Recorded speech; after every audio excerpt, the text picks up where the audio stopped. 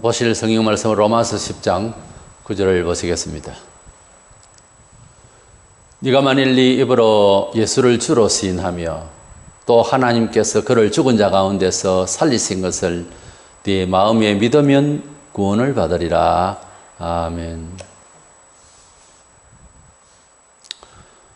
사도신조인 이 사도신경은 사실상은 예수 그리스도께서 어떤 분인가 하는 것에 집중을 하고 있습니다. 왜냐하면 기독교 교리사 중에서 가장 문제가 되는 것이 예수님이 어떤 분이냐 하는 것에 대한 신조에 대한 이 신학적인 이해이기 때문입니다. 이래서 우리의 믿음의 근거를 성경적으로 예수 그리스도가 어떤 분인가에 대해서 집중하지 않을 수 없는 것이 예수교고 또 구약 성경에서 예언한 메시아에 대해서 우리가 알고 믿어야 되기 때문에, 특별히 우리는 이방인이고 이래서 말씀에 예언이 없었던 자기 때문에 더더구나 잘 알아듣고 해석을 바로 해야 됩니다. 사도신조 안에는 삼위일체 하나님에 대한 내용이 나옵니다만은 거진 성자 예수에 대해서 집중을 하고 기록이 되어 있습니다. 그래서 오늘은 성자 예수 그리스도에 대한 믿음의 근거를 일단 탄생부터 시작하는데 예수님의 탄생에 대해서 말씀을 나누고자 합니다. 전능하사 전지를 만드신 하나님 아버지를 내가 믿사오며, 그 다음 그 외아들 우리 주 예수 그리스도를 예수를 믿사오니 이는 성령으로 잉태하사 동년녀 마리아에게 나시고, 우리 주 예수 그리스도를 믿는 것은 이제 성령으로 잉태하시고 동년녀 마리아에게 나셨다. 이것을 신앙을 고백하게 됩니다. 먼저 예수를 생각할 때에 여러 경우에 사람으로 오해를 하죠.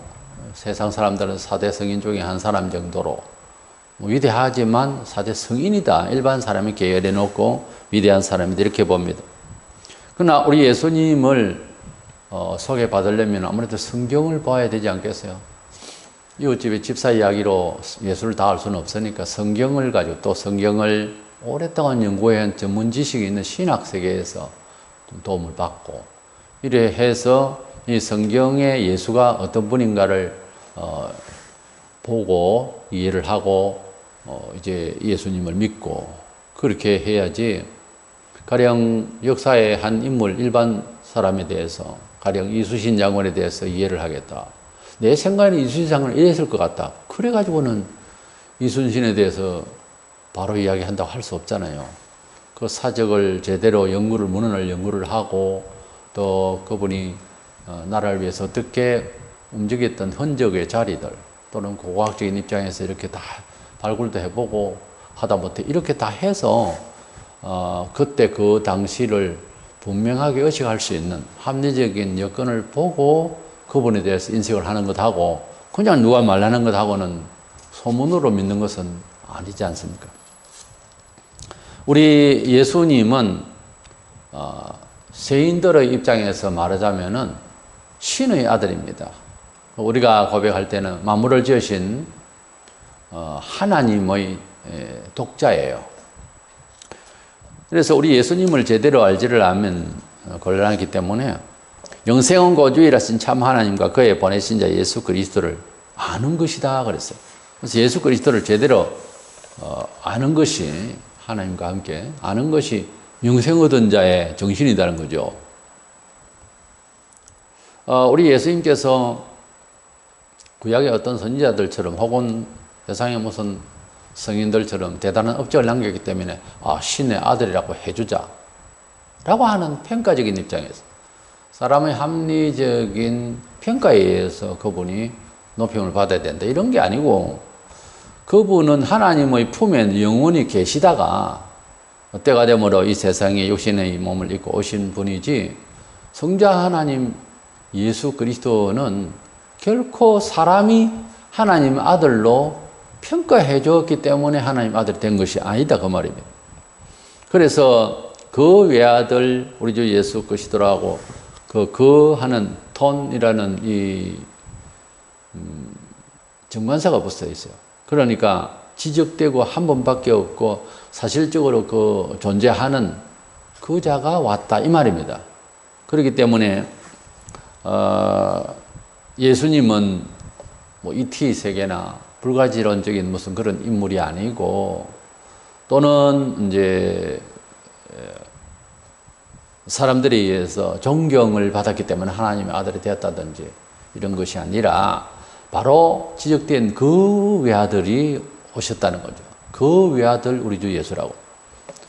뭐 1장 14절에 보면 말씀이 육신이 되어 우리 가운데 거하심에 우리가 그의 영광을 보니 아버지의 독생자 영광이요 은혜와 진리가 충만하더라 그랬습니다. 말씀이 육신이 된다는 말도 굉장히 어려운 표현이죠. 약간 헬라적인 표현이기도 합니다만 이 말씀은 요한복음 1장 1절에 보면 하나님에 대해서 존재 양식을 설명하려면 수염이 긴 할아버지를 그리겠어요? 하나님을 머리를 크게 그리겠어요? 키를 크게 그리겠어요? 그게 아니고 사상을 지니고 뜻을 전하시는 말씀이라고 하는 하나님에 대해서 설명을 할 때 말씀이라고 하는 이런 존재 양식으로 표현하고 있습니다. 물론 그 말이 우리가 쓰는 이런 철학적인 이치의 이념의 글이라는 말이 아니고 음성이 들리고 역사가 되어지는 그 말의 존재란 말이에요. 하나님은 말씀을 하신다고. 말씀을 한다는 말은 사상이 있다는 말이고 뜻을 가지고 있다는 뜻이죠. 그 사람이 만물의 영자라는 것은 사람이 말을 할 수 있기 때문에 그렇습니다. 사람이 아무리 몸이 크다 그래도 골리앗이 거의 3m가 돼도 그러나 골리앗보다 더 큰 짐승들을 보면 사람은 몸으로서는 대단한 것은 아닙니다. 또 사람이 살아가는 과정이 여러 가지가 복잡해요. 사실은 일반 짐승하고 다릅니다. 그러나 짐승과 완전히 다른 것은 말을 한다는 거예요. 뜻이 있고 사상이 있고 창의력이 있고 사람이 가지고 있는 여러 가지 정신 문화에 대해서는 근접한 동물이 없습니다. 이래서 우리 사람은 이제 하나님의 만드신 바 하나님의 형상을 닮았다. 하나님 성질을 닮았다 그 말이죠. 그러다 보니까 사람이 가지고 있는 정신세계 할 수 있는 능력이 꼭 하나님을 닮은 모습이기에 사람이 너무 사탄이 그래서 사탄이 되어버렸는데 귀한 천사였는데 교만해져가지고 본인이고만 하나님이 되려고 하는 그래서 교주가 되고 자기가 재림한 예수니 하나님이니 그러잖아요. 그럴 만한 이유가 사람에게 가지고 있는 정신세계 영적인 그 세계가 하나님의 형상을 닮았기 때문에 그만 교만해지는 거예요. 그래서 자기가 교주가 되고 자기가 신뢰를 걸고 하는 것은 사탄이 하는 말이에요. 자기도 모르는 새 그렇게 교만의 영이 우리 사람에는 다 교만한 영이 있습니다. 말도 모르고 못 떼먹은 그런 교만이 우리 속에는 누구나 다 있어요. 그것이 우리 사람에게 부어져가 있는 죄의 근성이죠. 그게 이제 비약되고 강해지면 살인자가 되고 혹은 교주가 되고 하나님을 떠나버릴 수가 있어요. 그래서 우리가 가지고 있는 우리의 교만한 정신이 사실은 좋게 그것을 머리 좋은 사람이 나쁘게 쓰면은 살인자 강도 되거든요. 강도 되는 사람, 살인자 되는 사람, 사기꾼들 다 머리가 좋은 사람들이에요. 그걸 잘못 써서 그래요. 우리 하나님께서는 그런 지혜의 말씀 자체이시다는 거죠. 사상. 그래서 그 말씀대로 역사하는 것을 우리 사람에게 처음에 부여했는데 하나님을 불순종하는 바람에 이게 마비가 됐다 할까요? 고장이 나서 이게 엉뚱하게 막 지구촌에서 쓰이고 있는 거죠. 지금은. 그래서 하나님은 능력을 발휘하고 창조를 하시는 메시지 자체의 그 말씀 자체라는 거죠. 근데 그 말씀이 육신을 입고 오신 분이 예수라는 거예요. 그래서 믿음으로 잘 이해하면 답이 있을 것입니다. 예수님은 하나님의 능력과 뜻과 창조를 하시는 전지전능하신 그 말씀이 육신을 입고 오신 분이다. 그래서 그 육신을 입고 오신 분이지만 그분은 하는 말씀이 바로 역사하시는 그 하나님의 말씀을 그대로 내뱉으시고 교훈하셨다. 이런 뜻입니다. 그러니까 벌써 그분은 존재적으로 일반 사람이 아니라 이 말이에요. 신의 아들이라 할 때는 그런 뜻이 있어서 1장 14절에 말씀이 육신이 되신 분이다. 우리가 보니까 하나님의 독생자의 영광으로 보이더라. 이렇게 요한이 기록하고 있습니다. 또 요한복음 1장 18절에 보면 본래 하나님을 본 사람이 없어대. 그렇죠. 근데 아버지 품속에 있는 독생하신 하나님이 나타내셨느니라. 여기에 독생하신 하나님이라. 성자는 성자 하나님으로 불리어야 할 말을 바로 이야기하고 있어요. 그래서 그분은 하나님의 품에 계신 신의 아들인데 그분은 곧 성자의 이름으로서 하나님이라는 거예요. 맨 그 지혜와 능력이 같으신 신이라는 거죠. 그러니까 이 요한복음 1장 18절만 해독이 된다면은 예수를 함부로 취급을 못하죠. 그래서 우리 예수님은 하나님의 그 외아들, 소위 사회적으로 말하자면 신의 아들이라는 거죠. 종교문화적으로 말하자면 신의 아들로 왔다는 말이에요.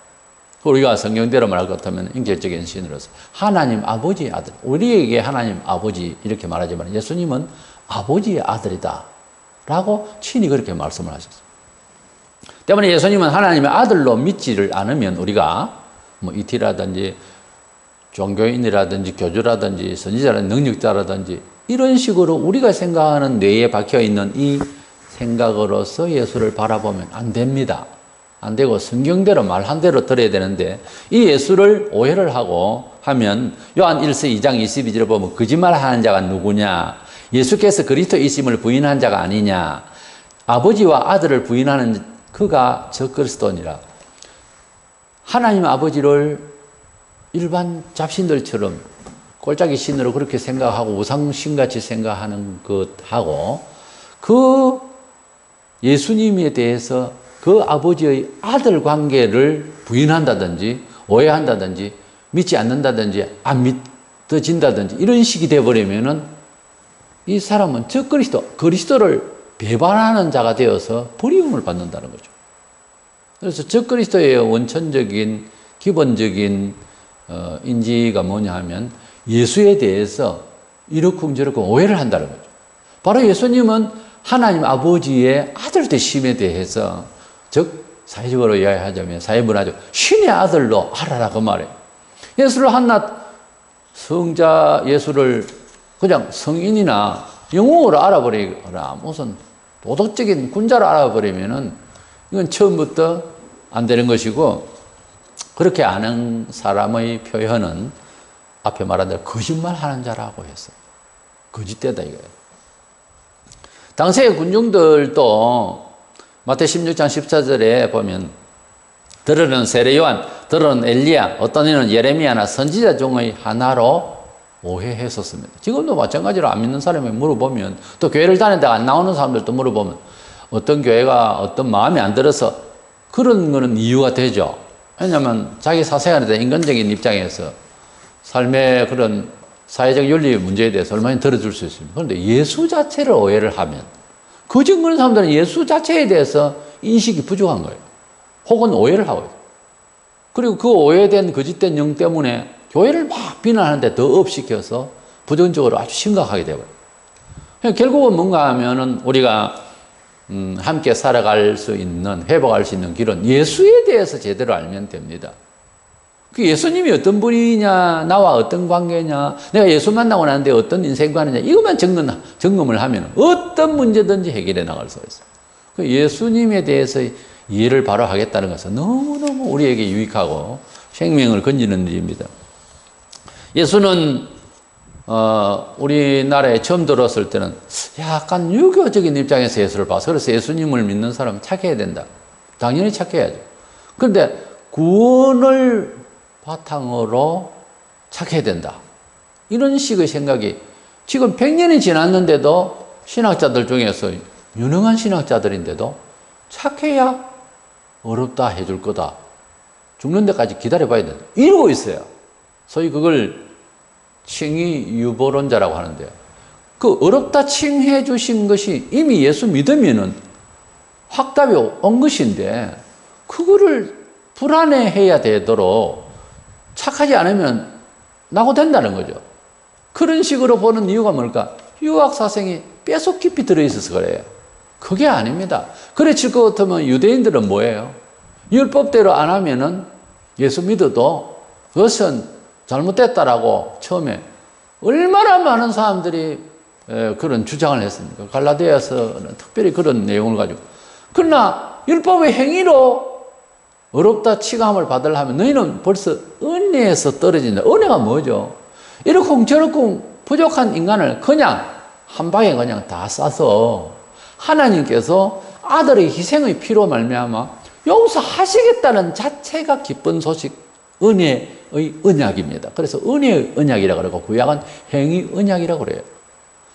그 주장, 그 고집 별로 어렵지도 못하고 하면서 근데 우리나라나 다른 나라도 마찬가지로 자기네들의 관습적 그런 판단 능력을 가지고 자꾸 스스로도 자책하고 남도 그렇게 바라보고 하니까 이게 발전이 없는 거예요. 새로운 창조가 안 난단 말이에요. 예수를 오래 믿어도 이 획기적인 새로운 방안에 대해서 아직도 여전히 모르는 사람이 많아요. 하나님이 우리 아들을 주신, 우리에게 주신 은혜라고 하는 것은 세상 이해를 완전히 획기적으로 유일무이한 방법이에요. 속죄받는 방법, 구원 얻는 방법, 사후의 세계에 대한 지식, 제대로 된 지식이죠. 이 모든 것들이 획기적이란 말이에요. 세계 대학, 최고의 대학을 다 다니고 다 박사를 받아도 모릅니다. 알 수가 없어요, 예수 없이는. 그래서 이 획기적인 은혜를 받은 것을 좀 명확하게 해서 인생 건지시기를 바랍니다. 그래서 우리 예수님은 하나님의 아들로 오셔서 저와 여러분을 위해서 십자가에서 희생의 피로서 부속하셨다. 이 얼마나 놀라운 경악스러울 만큼 너무도 감탄스러워서 놀래버릴. 그래서 예수님을 내 구주로 믿게 된 것이 뭐 그 범위가 구체적으로 좀 작아도 아는 만큼에 대해서 희열이 넘치면 사람이 방방 뜁니다. 너무 좋아서. 아직도 그걸 모른다고 하는 것은 여전히 예수님에 대해서 누굴까 하고 3년을 믿고 5년을 믿고 10년을 믿을 수 있다 그 말이에요. 잘못하면. 예수님은 신의 아들이 하나님의 아들로서 우리 죄를 위하여 오셨다. 그걸 아셔야 됩니다. 두 번째로 우리 주 예수 그리스도라고 했는데 믿음은 개인적이니까 뭐 신앙은 자연히 하는 차원에서 예수를 믿는다면 우리 주 예수 이렇게 고백하지 말고 나의 주 예수 이렇게 하는 것이 자연스러울 것 같은데 그러나 개인 신앙이라도 공동체의 신앙의 강령으로 만들다 보니까 이 신조가 우리 주 예수라고 이미 예수 믿으면은 나만의 삶의 의식이 좀 사라지고 우리라고 하는 개념, 우리 가운데 계신 예수 이런 생각을 참 많이 하게 되고 또 예수님은 범위를 확대해서 이 지구촌의 구원자 이렇게 되기 때문에 우리 주 예수 이렇게 하는 것이 자연스러워요, 사실은. 요한복음 3장 16절 하나님 세상을 이처럼 사랑하사 독생자를 주셨으니 이는 그를 믿는 자마다 멸망하지 않고 영생을 얻게 하라 했습니다. 하나님께서 이 세상을 사랑하셔서 그럴 수밖에 없는 게 이게 하나님이 지으신 창조물이거든요. 그리고 이 세상을 사랑하신다는 말은 이 세상에 살고 있는 사람을 사랑한다는 말이죠. 그래서 이 인생을 위하여 만든 천지 만물 중에 이 지구촌에 우리 삶을 시작해 하셨는데 이 사람을 불쌍히 여기셔서 아들을 이 세상에 주셨다는 거예요. 여기에도 분명히 독생자를 주셨다. 예수님은 하나님으로부터 오셨다 하는 이 말씀인 것입니다. 그래서 우리 주 예수 그리스도는 하나님의 아들로 오셨는데 이 하나님의 아들로 오신 예수님은 우리에게 주가 된다. 주인 주자죠. 헬라어는 큐리오스인데 이 큐리오스 주인이라고 하는 말은 임금시대 같으면 임금님 이렇게 부르는 것이고 그때 당시에 그 사람들한테는 헤롯 대왕에게 큐리오스라고 주라고 모든 권세 우리 몸뚱아리까지 인격까지 다 통치하시는 분 이런 뜻에서 큐리오스라는 주라는 주인 주자를 쓰는 거예요. 그러니까 로마의 집권자 시제에게 붙여진 그런 큐리오스라고 하는 주라고 하는 the Lord 주라고 하는 이런 엄청난 위치에 최고의 위치에 있는 자에게 쓰는 용어예요. 큐리오스는 예수님은 나의 구주입니다 하는 것은 나는 절에 가기 싫고 멀어서 가까이 교회에 있으니까 예수님 나 살려주세요. 주여 주여. 그런 주여는 정말 벌레를 치면 목이만한 그런 예수로 아는 거예요. 그러나 주여 할 때는요, 왕이시여 하는 것보다 더한 겁니다, 원래. 그러니까 제가 늘 하는 말로 채통을 가지자는 거예요. 하나님의 자녀들로 부름을 받은 사람은 예수를 주여 하면 그의 신하라고 하는 입장에서 생각을 해도 엄청난 호칭이에요. 우리 주님을, 주 예수를, 그 이름을 찬양하는데 멍이만한 소리를, 그거 안 되는 겁니다, 그러면. 그거 믿는 거 아니에요. 예수님은 우리의 주인 되신다고 하는 것은 엄청난 존귀와 영광과 권세를 인정하는 거예요. 근데 문제는 큐리오스가 따로 있는데, 근데 뭐 나사렛 촌동네에서 난 청년 보고 주여 왕이시여 최고 높은 자여 이런 식의 의미를 아무에게나 그렇게 쓰지를 않았거든요. 그 말을, 큐리오스라는 말을. 그렇게 쓰면 잡아가거나 큰일 날 일이었어요. 그런데 그때 당시에 예수님을 구주로 고백한다는 것은 마치 일제 때에 핍박을 한참 할 때에 예수를 구주로 믿는 사람을 죽이고 이럴 때 너도 믿느냐 할 때 예, 나는 예수님을 믿습니다. 그럼 주로 믿는다 이 말이에요. 주님으로 믿습니다. 이렇게 고백을 못해서 도망가고 배신하고 다 했잖아요. 예수님을 구주로 믿고 예수님을 왕으로 섬기는 자세를 취하다가 억호를 치르고 또는 순교를 했거든요. 그 정도의 그 호칭 자체에 대한 칭호가 대단하다 그 말이에요. 임금에게 붙이고 지배자에게 붙이고 최고의 실권자에게 붙이는 말을 예수에게 하게 됐다. 아무리 부모가 귀중하고 아무리 현자가 있고 아무리 영웅이 있고 세상에 하더라도 최고의 실권자 앞에서 다른 사람 두둔할 수가 없잖아요. 심지어 부모도 최고의 실권자가 싫다고 하면 그 말이잖아요. 어때면 부모보다 나를 더 따라야 된다라고 주님이 말씀하신 것이 예수를 우리가 인간적으로 쳐다보니까 너무 심하다 이렇게 보이잖아요. 너무 독선적이다. 예수를 아직까지 그렇게 버리거든요. 예수님이 어떤 분인가를 알면은 그딴 생각을 안 합니다. 그런 인정과 그런 혈련 무슨 본능을 가지고서 예수를 오해를 못해요. 예수님이 누구냐를 아직 몰라서 그런 소리를 하고 그런 생각이 드는 거예요. 예수가 최고 높은 자, 예수가 없이는 부모도 형제도 자식도 없다는 생각을 가져야 아브라함처럼 하나님 달라고 하면 자식도 드려야 되고 아무것도 높은 것이 없다라고 하는 입장에서 큐리오스라는 거예요. 예수님을 나의 주 예수 그리스도로 고백할 때는 그 정도 차원에서 되어져야 할 칭호다 하는 것입니다. 야고보 4장 25절에 보면 여자가 이르되 메시아 곧 그리스도라 하는 이가 오실 줄을 내가 아노니 그가 오시면 모든 것을 우리에게 알려주시리다. 사마리아에 있는 여인이 메시아가 오면은 히브리어로는 메시아고 신약 헬라어로 치면은 그리스도가 됩니다. 그래서 기름 부음 받은 자 혹은 구원자 이런 뜻인데 이 메시아가 오면 모든 것을 알게 하는 전지하시니까 모든 것을 해결해 주실 분으로 기다리고 있습니다 라고 하는 고백을 해요. 그러니까 예수는 누구다? 도덕가? 아니요. 전지전능하신 분입니다. 사도행전 2장 36절에 그런즉 이스라엘 온 집은 확실히 알지니 너희가 십자가에 못 박은 이 예수를 하나님이 주와 그리스도가 되게 하셨느니라. 우리 예수님이 돌아가셨지만 하나님께서 주님을 살리셔서 이 예수를 하나님이 주와 그리스도가 되게 하셨다. 그리스도는 이제 구원자라는 입장이고 이것은 신앙적인 입장의 효력에 대한 주인이 되시는 건데 하나님이 주와 그리스도가 되다. 주라는 말 자체가 만왕의 왕, 나의 왕이시다 이 말이에요. 나의 완전한, 나의 원칙적인, 나의 영원한, 나의 최고의 왕이다 그 말이에요. 그러니까 대통령보다 그 나라 백성이라도 높으신 분이 예수다 그 말이에요. 그렇게 생각하세요. 예수의 말을 건드린다, 대통령이. 예수의 말에 대해서 휘젓고 있다. 죽으려고 환장한 대통령입니다. 그렇게 생각해야 됩니다. 자식으로서 우리는 하나님 앞에. 하나님의 자식으로서. 그러니까 예수님을 어떤 분이냐. 만왕 중의 왕이다. 최고의 실권자다. 이런 좀 신앙심이 있어서 우리가 채통을 지켜야 된다. 예수님은 천사가 일러준 세상에서 부를 수 있는 이름이었습니다. 마태복음 1장 21절에 아들 낳으려니 이름을 예수라 하라. 이는 그가 자기 백성을 그들의 죄에서 구원할 자였음이라. 예수님은 이름 자체는 성경에 한 대명 나오는데, 그래 뭐 여호수아 이것도 발음이 좀 그래서 그렇지, 여호와는 구원이시다. 이렇게 예수님은 구원자라는 뜻을 가진 글입니다. 그래서 이 이름을 들어 썼었어요. 그때 당시에도 구원자라고 하는.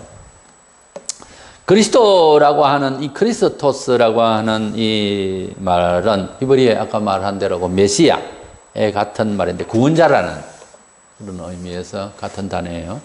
우리를 구원하셨으니까 결국은 예수님은 우리의 구원자시고 그리스도시고 또 생명의 주인으로서 우리 생명을 지키시고 역사하시니 나의 진정한 리더가 되는 것입니다.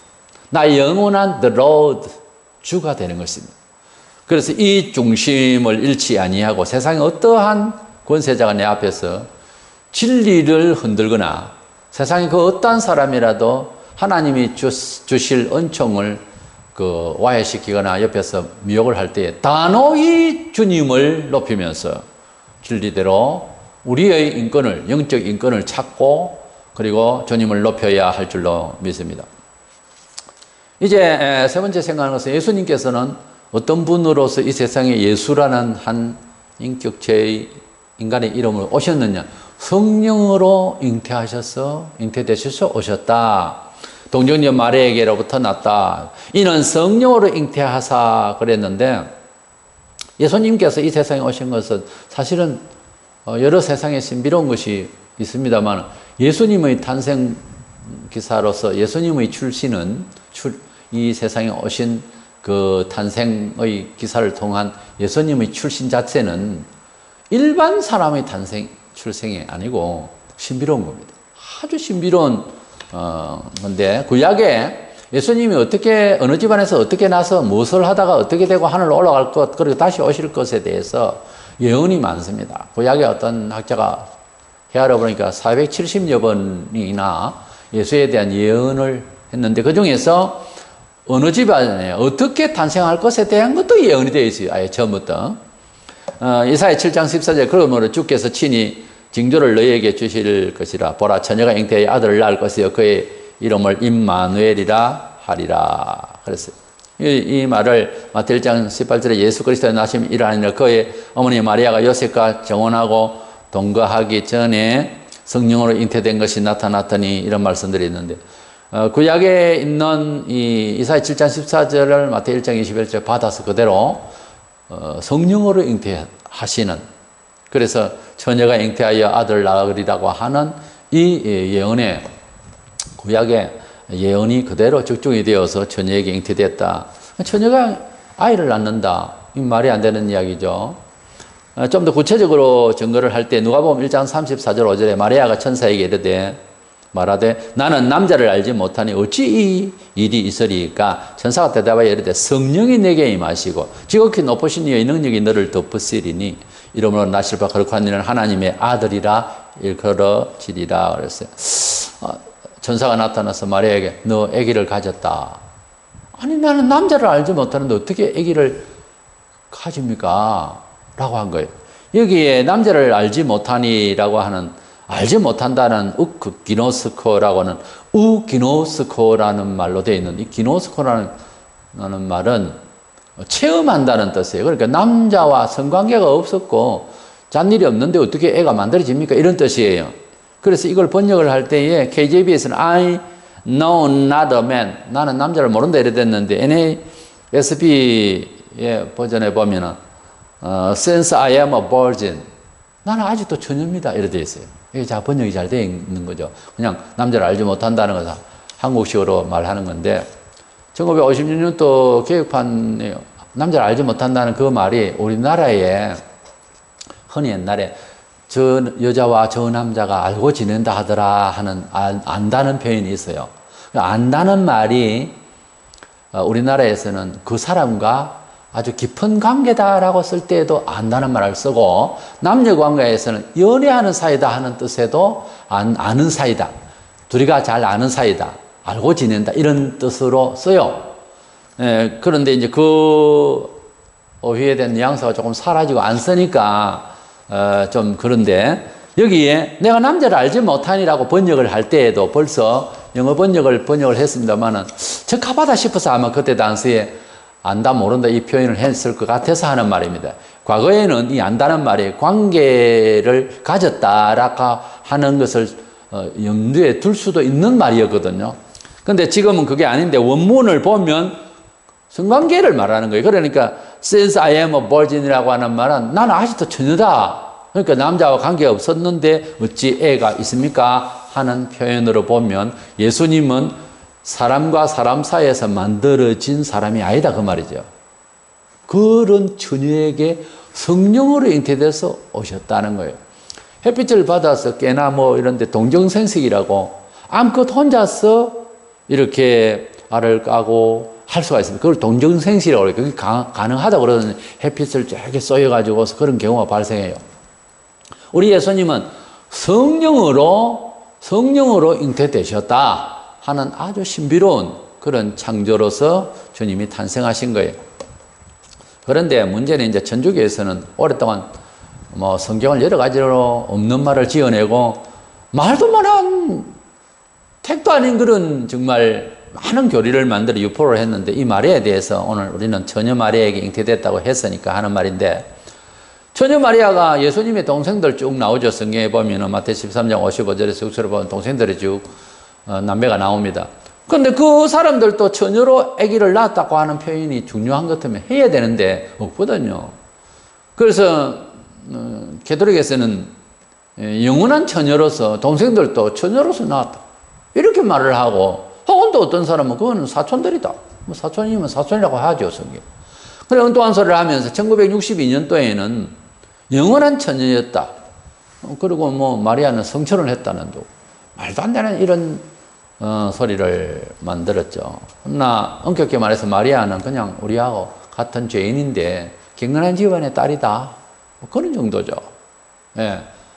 이제 정결한 처녀로서 있다가 아기를 들금 가졌다. 성령으로 잉태됐다. 이렇게 읽어야지 그 여자가 뭐 죄인이 아이고 또 하나님도 아이고 중간쯤 되는 듯한 생각을 한다든가 그거 아니에요. 거기에 성령을 자식이 주여 이 죄인에게 그 자기 죄인인 줄 알고야 하거든요. 고백이. 그리고 마리아를 낳을 때에 부모가 뭐 특별했다든지 특별하잖아요. 그렇게 보려고 하면 그러면 그 기록이 다 나와야 되거든요.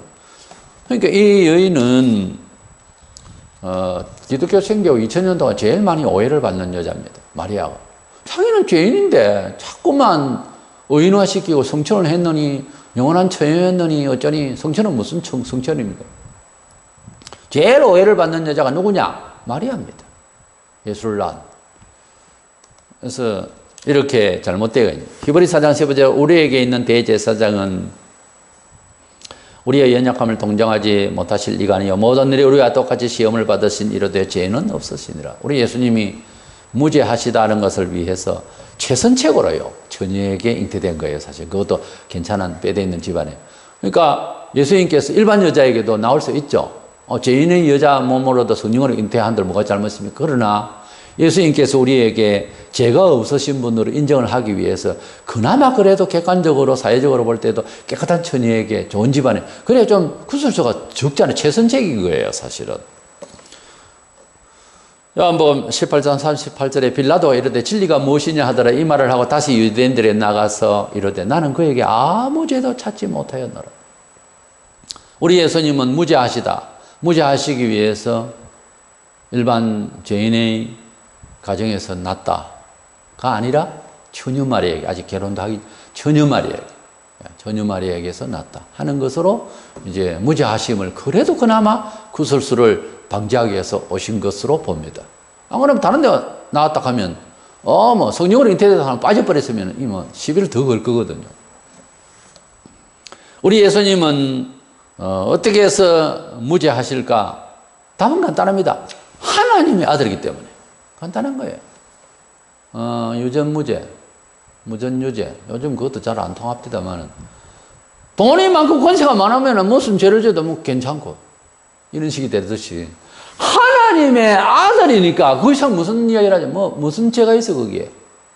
죄를 죄로 볼 입장이 있겠어요? 그 권세의 능력 앞에 세속도 그러는데 유전무죄라고 하는데 그게 맞다는 말이 아니고 유전무죄라는 말이 하나님의 아들인데 더 이상 무슨 죄를 이야기할 거예요? 간단한 거예요, 답이. 요한복음 8장 42절에 예수께서 이르시되 이는 내가 하나님께로부터 나와서 왔음이라.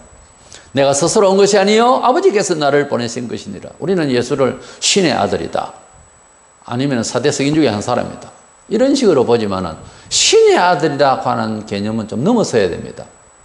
예수께서 하신 말씀이 아버지께서 보내셨다. 이렇게 나오잖아요. 친자식이거든요. 그러니까 예수님은 출처가 어디 만들어진 신의 아들도 아니고 아버지께서 보내셨다. 이렇게 부자간의 관계를 분명하게 이야기하잖아요. 예수님은 하나님의 아들로서 세상에 오시니 출생하는 내용 자체도 다를 수밖에요. 이래서 우리 예수님은 아무리 이 세상에서 여러 사람들이 업적을 남기고 위대한 교주고 옳은 말을 하고 예언이 좀 적중이 되고 별 짓을 대해도 다 인간의 죄된 몸으로서 여인의 나로부터 난 자가 어떻게 어렵겠느냐 그런 말씀이 있어요. 우리는 여자가 뭐 더 못났다 그 말이 아니고 우리 사람이 사람을 낳은 자연의 출신자들이 아무리 옳아도 다 죽고 부패하고 그의 사상과 모든 교훈도 세월 따라 바뀌고 그러나 우리 예수님은 그들과 다른 점이 하나님의 아들로 오실 때부터 다르고 그분은 신의 아들로서 완벽하신 신이요 완벽하신 인간으로서 오셨어요. 그렇게 역사에 잠시 공개적으로 한 3년을 보이셨는데 한 3년의 활동을 2000년을 이어갈 만한 상대자가 있습니까 세상에? 없어요. 없어요. 공자도 29세에 돌을 닦고 85세에 죽었습니다. 예수는 딱 3년을 일했는데 세계를 지배하고 있어요. 신의 아들이기 때문에 그렇습니다. 우리 예수님은 우리 성자 예수님은 탄생 자체가 이렇게 신비나 그것은 당연히 그래야 하는 원천적으로 하나님의 아들이시다가 보니까 출신 자체가 성령으로 처녀 마리아에게 나셨다 하는 입장을 분명하게 확신을 하고 그런 예수를 인식하기를 원하며 다른 교주와 다른 모든 사람과 우리 자신 맞아 이 죄인과 같은 선상에서 다시는 그런 생각을 좀 가치가 있어 보이는 이런 말도 안 되는 생각을 가지지 말고 모든 사람들의 교주와 이단들은 다 부패한 인간이다. 우리 하나님의 아들 예수 그리스도만이 영원한 우리의 주가 되시고 그리스도가 되시고 하나님의 아들 되신다. 믿기를 축원합니다.